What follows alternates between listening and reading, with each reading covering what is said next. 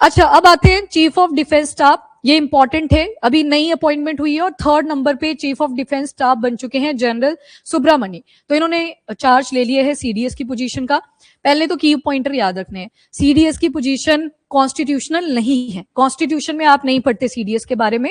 And ये 2019 में add करी गई थी, गैजेट नोटिफिकेशन आता है, सीट बना दी गई थी, इसके लिए कोई प्रॉपर लॉ भी पास नहीं हुआ था। एंड ये एडवाइजरी नेचर की पोजीशन है, सिर्फ एडवाइस प्रोवाइड करती है गवर्नमेंट ऑफ इंडिया को कि क्या क्या चीजें हम इंप्रूव कर सकते हैं। और इस बार देखना, एक टर्म लिखी है जय, ये जय शुरू में आई थी बिल्कुल, ज्वाइंटनेस, आत्मनिर्भरता और आई फॉर इनोवेशन। जय इंडिकेट करता है यहाँ पे ज्वाइंटनेस, ए फॉर आत्मनिर्भरता, सेल्फ रिलायंट भारत, और इनोवेशन। दोनों चीजें अचीव करनी है, इनोवेशन तो करनी पड़ेगी, ठीक है। अब चलो आगे थोड़ी सी डिटेलिंग देख लो। फर्स्ट पे कौन सीडीएस बने थे, तो बिपिन रावत जी, जिनका आपने सुना होगा हेलीकॉप्टर क्रैश में इनकी डेथ होगी थी, ठीक है। बिपिन रावत जी आते हैं जनवरी 2022 दिसंबर 2021। अनिल चौहान नेक्स्ट बने सितंबर 2022 टू मई 2026। एंड फाइनली अब एनएस राजा सुब्रमणी जी, तो जून 2026 टिल प्रेजेंट, मतलब जब भी चेंज होंगे तब मैटर करेगा। अब इन्होंने सीडीएस तो बने, साथ ही डिपार्टमेंट ऑफ मिलिट्री अफेयर के सेक्रेटरी का चार्ज भी ले लिया। और सेरेमोनियल जो इवेंट था ये कहां पे कंडक्ट हुआ, नेशनल वॉर मेमोरियल में। और नेशनल वॉर मेमोरियल एक दिन आप पढ़ते हो डेफिनेटली, वो है 26 जनवरी, तो वहां पे भी आती है ये, क्योंकि अमर ज्योति भी है यहाँ पे। और नेशनल वॉर मेमोरियल में टोटल सर्कल्स हैं बड़े सारे, और इनको बोलते हैं कंसेंट्रिक सर्कल। एक सर्कल के अंदर एक और सर्कल आपने ड्रॉ कर दिया, वो वाला फॉर्मेशन। तो सबसे पहले चलेंगे हम बाहर से। पहले तो हमें जो एनिमी है हमारे, उनसे प्रोटेक्ट करना है खुद को। तो सबसे जो आउटर सर्कल आप देखते हो वो है रक्षा चक्कर, यानी कि सर्कल ऑफ प्रोटेक्शन। जैसे ही आप अंदर आओगे, प्रोटेक्शन अगर करनी है, बहुत से जो हमारे army, navy and Indian air force के अंदर सोल्जर्स हैं, पर्सोनल्स हैं, ये मार्टायर भी हो जाते हैं। तो मतलब प्रोटेक्शन फ्री में नहीं आती, वहां पे सेक्रीफाइस है।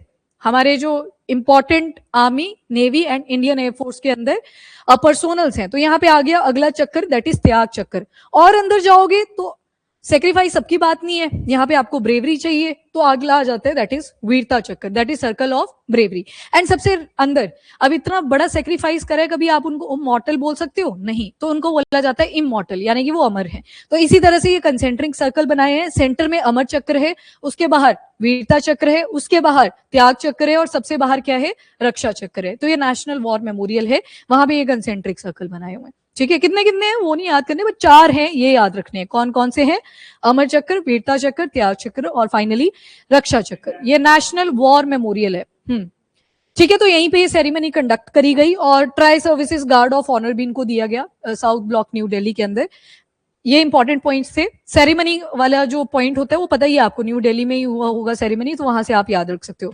इस बार फोकस करा गया है ज्वाइंटनेस एंड इंटीग्रेशन के ऊपर। तो ये बोला गया था कि इस बार हमारी जो अप्रोच रहेगी थ्रू आउट ईयर, वो जय पे ही रहेगी, ज्वाइंटनेस, आत्मनिर्भरता और इनोवेशन को प्रमोट करना है। तो ये विजन है, ज्वाइंटनेस, आत्मनिर्भरता और इनोवेशन। साथ ही ऑर्गेनाइजेशन में कुछ रिफॉर्म्स करने की भी जरूरत है, जैसे इंटीग्रेशन अच्छी बनी रहे, सारे सिंक में ही काम करें, कोऑर्डिनेशन वेल मेंटेन्ड रहे, तभी हम इस जय को अचीव कर सकते हैं। दैट इज आत्मनिर्भरता को ज्वाइंटनेस वहां पे इंडिकेट कर रहा है, ज्वाइंटनेस रखनी पड़ेगी। एंड इनोवेशन तभी होगी जब ये दोनों चीजें फुलफिल होंगी। देन इसके बाद इन्होंने फोकस करा कि इंडिजिनस डिफेंस इक्विपमेंट और वेपन, इनको बनाने में हमें और ज्यादा जोर लगाना पड़ेगा। इसके बाद करियर के हाईलाइट अगर देखें तो गढ़वाल राइफल्स में थे ये दिसंबर 1985 तक, और उसके बाद मोर देन 40 इयर्स इनके मिलिट्री सर्विस में गए हैं। कुछ इंपॉर्टेंट की अपॉइंटमेंट्स भी उनकी रही हैं, जैसे जीओसी रैंक पे रहे हैं, general officer commanding, then 2 corps general officer commanding in chief, senior army commander होते हैं जो आर्मी कमांड को हेड करते हैं, और सेंट्रल कमांड में थे, जैसे नदरन कमांड है, वेस्टर्न कमांड है, नॉर्थ ईस्टर्न कमांड है, सदर्न कमांड है, तो ये वाले ये सेंट्रल कमांड से थे। इसके बाद वाइस चीफ भी रहे हैं ये आर्मी स्टाफ के, तो ठीक इंपॉर्टेंट पोजीशंस पे रहे हैं। अब आते हैं सीडीएस, ये जो पोस्ट है, तो सीडीएस यानी कि चीफ ऑफ डिफेंस स्टाफ, 2019 में ये पोस्ट क्रिएट करी गई। बड़ी सारी कमेटीज आई, जैसे एक कारगिल रिव्यू कमेटी भी आती है, इन्होंने भी यही रिकमेंडेशन करा था कि एक position like chief of defence staff होनी चाहिए। क्यों? नाम से पता लग रहा है कारगिल, कारगिल में जब वॉर होती है तब हमें पता लगा कि कोऑर्डिनेशन नहीं बन पाया था डिफरेंट फोर्सेस के बीच में, तो कोऑर्डिनेशन के लिए एक पोजीशन होनी चाहिए कि उनकी अगर कोई एडवाइस आती है गवर्नमेंट की तरफ तो उनकी बात को सुना जाए। तो इसी वजह से चीफ ऑफ डिफेंस स्टाफ की जो पोजीशन है ये 2019 में ऐड करी जाती है। प्रिंसिपल मिलिट्री एडवाइजर होते हैं ये गवर्नमेंट के लिए, मतलब ये जो बोलेंगे जरूरी नहीं है गवर्नमेंट इसको सुनेगी, मतलब इनकी बात को मद्देनजर रख सकती है एक्सेप्ट भी कर सकती है पर एडवाइजरी है नेचर में, बाइंडिंग नहीं है कि इन्होंने बोल दिया तो एक्सेप्ट करना ही पड़ेगा, तो एडवाइजरी है नेचर में। सबसे सुप्रीम कमांडर कौन से आते हैं? प्रेसिडेंट। तो सुप्रीम कमांडर तो प्रेसिडेंट ही है, तभी तो जितनी भी सेरेमनीज होती हैं इंडियन आर्मी, नेवी या एयरफोर्स की, वहां पे प्रेसिडेंट की प्रेसिडेंस होती है। हाँ, किसी से भी आ सकते हैं, आर्मी से भी आ सकते हैं, एयरफोर्स से भी आ सकते हैं, नेवी से भी आ सकते हैं, वो आ सकते हैं। हाँ, मैं अभी तक जितने आपने देखे वो सारे। डिपार्टमेंट ऑफ मिलिट्री अफेयर्स आ जाता है एक मिनिस्ट्री ऑफ डिफेंस के अंडर, तो उसी को हेड करते हैं सीडीएस। और साथ ही ये कहां कहां पे ज्वाइंटनेस प्रोवाइड करते हैं, तो navy, army and air force. Highest ranking military officer होते हैं इंडिया में, 4 स्टार ऑफिसर के बराबर ही होते हैं, जैसे जो आर्मी स्टाफ के चीफ होते हैं या फिर नेवल स्टाफ के चीफ होते हैं या फिर जो एयर स्टाफ है उनके चीफ होते हैं, उन्हीं के इक्विवेलेंट इनको भी माना जाता है। सिंगल पॉइंट मिलिट्री एडवाइस जब गवर्नमेंट को देनी है तो उस टाइम पे सीडीएस का इंपॉर्टेंट रोल डिस्प्ले होता है। नीड क्या थी सीडीएस की? तो वही था, इंटीग्रेशन नहीं हो पा रहा था प्रॉपर्ली, कोऑर्डिनेशन नहीं हो रहा था, तो सीडीएस की जो पोजीशन थी वो ऐड कर दी। एंड अब जो वॉर के डायनामिक्स हैं वो सिर्फ बॉर्डर तक नहीं रहे हैं, टेररिज्म वगैरह तो आप पहले से सुनते आ रहे हो, अब नई प्रॉब्लम्स आ गई हैं, cyber crime related problem, space warfare चल पड़ा है। अभी चाइना का ही एक आर्टिकल आता है, चाइना में ऑर्बिटल राइवलरी करके एक आर्टिकल आया है आज द हिंदू में, उसको आप जस्ट रीड कर सकते हो, करवाना होगा तो करवा भी दूंगी। उनके पास ना मिलिट्री सैटेलाइट्स बहुत सारी हैं, उनका नंबर 3 डिजिट में है, हमारे पास 60 ही है। उनका 3 डिजिट में जा चुका है, हमारे पास सिर्फ 60 ही है। और वो ऐसी ऐसी अजीब सी चेकिंग करने लगे हैं, जैसे उन्होंने अपना ही एक लॉन्च व्हीकल भेजा, अपनी सैटेलाइट उड़ा दी, उन्होंने वो टेस्टिंग करी। कल को मुझे किसी और की सैटेलाइट उड़ानी है तो मेरे पास क्या इतनी कैपेबिलिटी है, तो वहां से दिख रहा है। ठीक है, तो ऐसे ऐसे अजीब से टेस्ट चाइना ने कंडक्ट करने शुरू कर दिए हैं। तो ये क्या दिखा रहे हैं कि स्पेस वॉरफेयर भी आज के टाइम पे चली है, तो सिर्फ ये जो डायनामिक्स हैं ये बॉर्डर एरियाज तक नहीं बची हैं। इसके बाद इलेक्ट्रॉनिक वॉरफेयर, ड्रोन ने तो सब कुछ ही बदल दिया। यूक्रेन ने तो सिखाया ये कि ड्रोन को कैसे आप खतरनाक तरीके से यूज कर सकते हो, कि बड़ा सा एयर डिफेंस सिस्टम है जिसकी मिलियंस ऑफ कॉस्ट है, $1000 का ड्रोन उठाया, उसमें जो एम्यूनिशन था वो डाला और वहां पे जाके डाल दिया, और जब डाला तो वहां पे हुआ एक्सप्लोजन, इधर मिलियन ऑफ कॉस्ट जो उसके ऊपर आ रखी थी वो सारी डिस्ट्रॉय हो जाती है। तो इलेक्ट्रॉनिक वॉरफेयर का टाइम पीरियड है और यहीं से वो टर्म आती है डायरेक्टेड एनर्जी वेपन। अब इतनी बड़ी मिसाइल थोड़ी यूज करोगे आप उस छोटे से ड्रोन को उड़ाने के लिए, फिर से वही हो गया, $1000 का अगर वो ड्रोन है, मैं अज्यूम वैल्यू बोल रही हूँ अगेन, ये जो 1000 का यूज करा और मिलियन का, अब मिसाइल भेजोगे उसमें शायद मिलियंस ऑफ कॉस्टिंग लगी थी, तो मिसाइल भी यूज नहीं कर सकते। तो आजकल लेजर्स का डेवलपमेंट कर रहे हैं, due directed energy weapon, directed energy weapon, इसमें लेजर हो गए, इलेक्ट्रोमैग्नेटिक रेडिएशंस होगी, उनका यूज किया जा रहा है ताकि इसी के थ्रू अटैक करे और कॉस्टिंग ना आए, तो ये तो फिर सुटेबल रहती है यूज करने के लिए in case of electronic warfare. Nuclear command, strategic planning, इसी वजह से, और सिविल और मिलिट्री कोऑर्डिनेशन भी मेंटेन रहे, उस पॉइंट ऑफ व्यू से भी सीडीएस की जरूरत पड़ी। कारगिल वॉर के लेसन यही थे कि एक तो इंटेलिजेंस शेयरिंग में प्रॉब्लम आई, कोऑर्डिनेशन नहीं बन पाया, इंटर सर्विस कोऑर्डिनेशन नहीं बन पाया, हायर डिफेंस मैनेजमेंट रिक्वायर्ड थी, पर वही आ जाता ना कि मैंने अगर यस बोला तो मेरी ही चलेगी, वो भी कहीं कोऑर्डिनेशन नहीं बन पाया था। तो इसी वजह से बोला कि एक एडवाइजरी नेचर का पोजीशन हमें चाहिए होगा, which is CDS. Major milestone, ये इंपॉर्टेंट है, इनको ध्यान से सुन लेना। 1999 में कारगिल रिव्यू कमेटी आती है जिन्होंने रिकमेंडेशन दी कि हमें सीडीएस लाइक स्ट्रक्चर चाहिए होगा। देन 2001 में ग्रुप ऑफ मिनिस्टर ने भी सपोर्ट करा कि सीडीएस की क्रिएशन हमको करनी है। 2002 में इंटीग्रेटेड डिफेंस स्टाफ एस्टेब्लिश कर दिया जाता है। 2016 में एक और कमेटी आती है, शेखावत कमेटी, इन्होंने भी सजेस्ट करा कि सीडीएस की पोजीशन होनी चाहिए। एंड 2019 में फाइनली गवर्नमेंट ने क्रिएट कर दिया सीडीएस की पोस्ट को और डिपार्टमेंट ऑफ मिलिट्री अफेयर भी बनाया, जिनके ये सेक्रेटरी रहते हैं। और 2020 में बिपिन रावत जी बनते हैं फर्स्ट सीडीएस ऑफ इंडिया। 2019 की स्टोरी थी। अपॉइंटमेंट कैसे करी जाती है, तो अपॉइंटमेंट कमेटी ऑफ कैबिनेट बनती है और ये किसी भी एरिया से सेलेक्ट कर सकते हैं सीडीएस को, Indian army, Indian navy, Indian air force.